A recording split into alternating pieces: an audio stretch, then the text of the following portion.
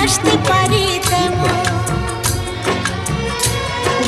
সারা পৃথিবীকে তাই ডেকে ডেকে বলি চলি সহজে, কিছু চেয়ে আমি অনেক পেয়েছি দুটি হাত বাড়িয়ে।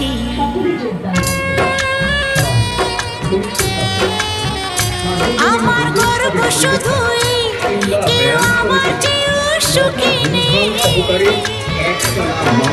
কাঁদতে পারি যেমন আমি হাসতে পারি প্রতিমা নির্মাণ করেন নিতাই চরণ পাল, পৌরোহিত্য করেন ডাক্তার চট্টগ্রান্ত ভট্টাচার্য।